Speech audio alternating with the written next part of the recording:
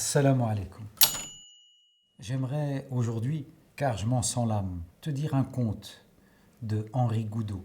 Cet écrivain, poète, conteur et chanteur a écrit un conte qui me paraît très à propos en ces temps de trouble. Outre la beauté de ce conte, si je le dis, c'est aussi parce que je suis un musulman qui te veut du bien.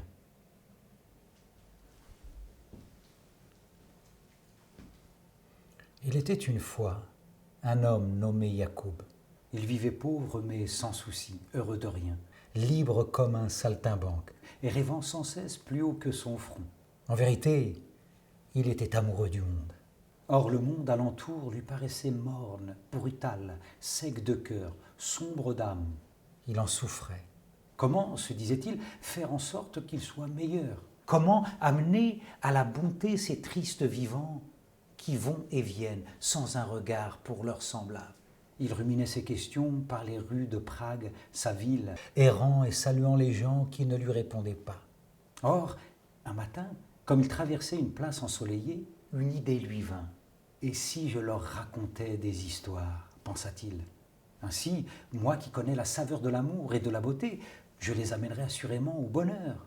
Il se hissa sur un banc et se mit à parler. Des vieillards, des femmes étonnées, des enfants firent halte un moment pour l'écouter, puis se détournèrent de lui et poursuivirent leur route. Yacoub, estimant qu'il ne pouvait changer le monde en un jour, ne se découragea pas. Le lendemain, il revint en ce même lieu et à nouveau lança au vent, à voix puissante, les plus émouvantes paroles de son cœur. De nouvelles gens s'arrêtèrent pour l'écouter, mais en plus petit nombre que la veille. Certains rirent de lui. Quelqu'un le traita même de fou, mais il ne voulut pas l'entendre. Les paroles que je sème germeront, se dit-il. Un jour, elles entreront dans les esprits et les éveilleront. Je dois parler, parler encore. Il s'obstina donc et, jour après jour, vint sur la grande place de Prague parler au monde, conter merveilles, offrir à ses pareils l'amour qu'il se sentait. Mais les curieux se firent rares, disparurent, et bientôt il ne parla plus que pour les nuages, le vent et les silhouettes pressées qui lui lançaient à peine un coup d'œil étonné en passant. Pourtant, il ne renonça pas. Il découvrit qu'il ne savait et ne désirait rien faire d'autre que conter ces histoires illuminantes, même si elles n'intéressaient personne. Il se mit à les dire les yeux fermés, pour le seul bonheur de les entendre sans se soucier d'être écouté. Il se sentit bien en lui-même et désormais ne parla plus qu'ainsi, les yeux fermés. Les gens craignaient de se frotter à ses étrangetés, le laissèrent seul dans ses palabres et prirent l'habitude, dès qu'ils entendaient sa voix dans le vent, d'éviter le coin de place où il se tenait. Ainsi passèrent des années.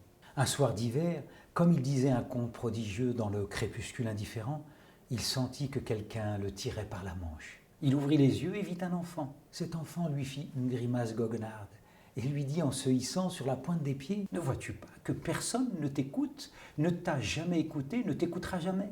Quel diable t'a donc poussé à perdre ainsi ta vie ?»« J'étais fou d'amour pour mes semblables, » répondit Yacoub. « C'est pourquoi, au temps où tu n'étais pas encore né, m'est venu le désir de les rendre heureux. » Le marmot ricana. « Eh bien, pauvre fou, le sont-ils ?»« Non, dit Yacoub, hochant la tête. »« Pourquoi donc t'obstines-tu » demanda doucement l'enfant pris de pitié soudaine.